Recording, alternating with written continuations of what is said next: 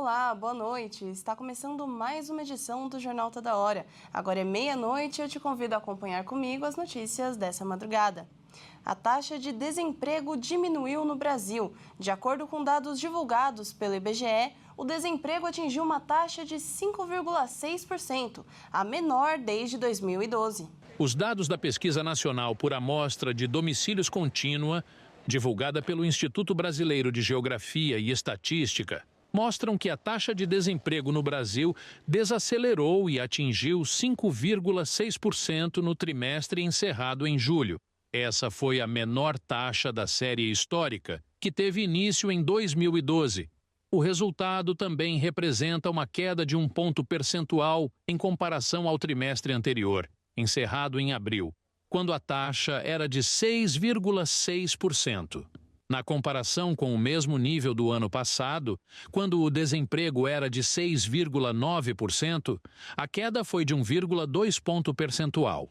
No total, 6.118.000 pessoas estavam sem emprego no país. Segundo o IBGE, essa foi a menor desde o fim de 2013, quando 6.100.000 estavam desempregados.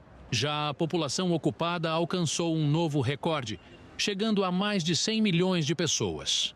O nível de ocupação se manteve no patamar recorde de 58,8%. O total de empregados com carteira assinada também bateu recorde, atingindo 39 milhões de registros. E mais de 2 milhões de pessoas vivem com risco de despejo no Brasil. Entre elas estão 424 mil crianças.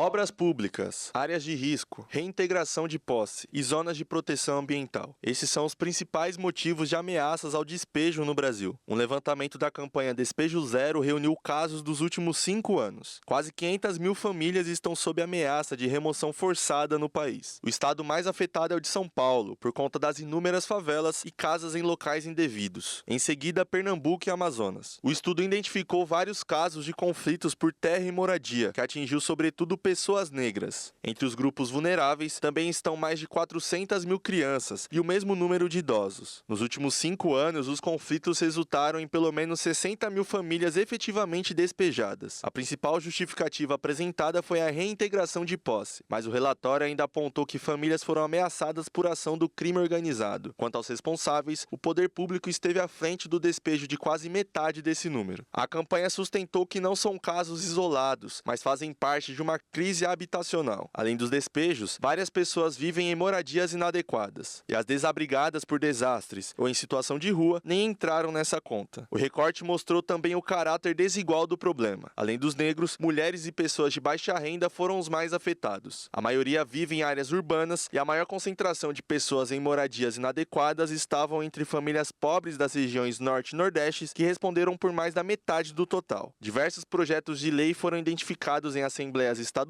e câmaras municipais, que buscam restringir direitos, facilitar despejos e criminalizar movimentos sociais. Algumas dessas propostas já aprovadas prevêem penas mais duras para ocupações. O relatório ainda criticou a lentidão do governo federal e do judiciário na implementação de mecanismos de mediação de conflitos. Durante a pandemia, o Supremo Tribunal Federal suspendeu os despejos, mas isso acabou.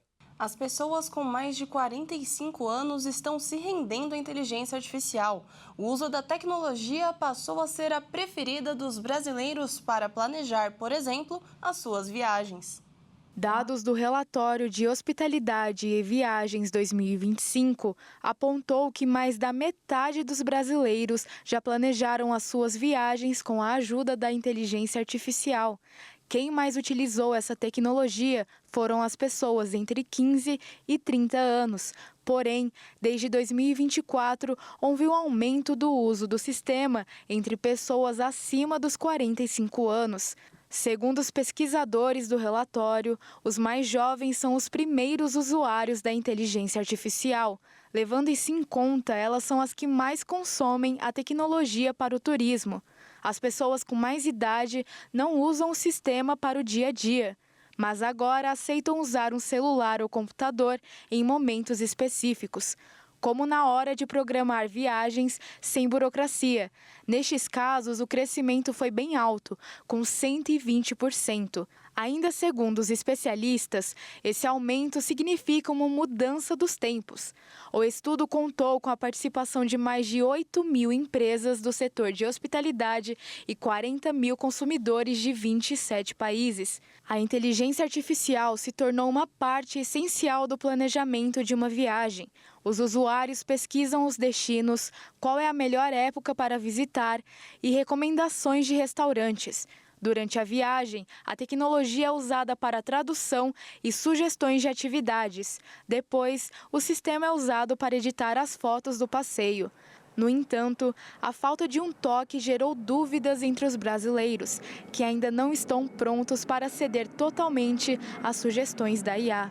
A Federação Norueguesa de Futebol anunciou que a renda da venda de ingressos para a partida entre Noruega e Israel pelas eliminatórias para a Copa do Mundo de 2026 vai ser revertida para a organização Médicos Sem Fronteiras. O objetivo é ajudar a ONG a combater o sofrimento humanitário na faixa de Gaza. A Associação Norueguesa de Futebol anunciou que vai doar a renda obtida com a venda de ingressos para o jogo entre Noruega e Israel à organização Médicos Sem Fronteiras. A partida pelas eliminatórias europeias para a Copa do Mundo do ano que vem vai ser disputada no dia 11 de outubro, em Oslo.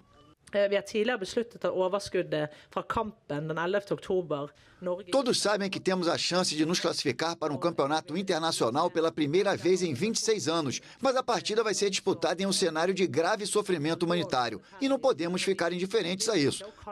Acreditamos que é inteiramente justificado doar a venda de ingressos para o Médicos Sem Fronteiras, que estão fornecendo ajuda emergencial concreta em Gaza.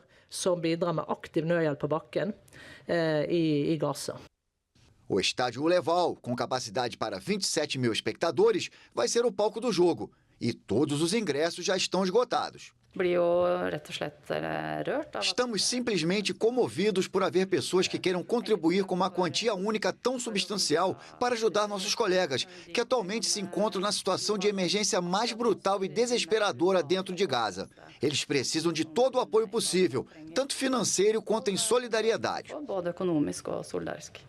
A Noruega lidera o grupo I das eliminatórias europeias com 5 vitórias em 5 jogos, à frente de Itália e Israel. Essa edição do Jornal Toda Hora fica por aqui. Acompanhe nosso canal no YouTube, onde você pode conferir todos os nossos jornais e se manter bem informado. Nos veremos novamente às 1h35 com mais notícias. Até logo!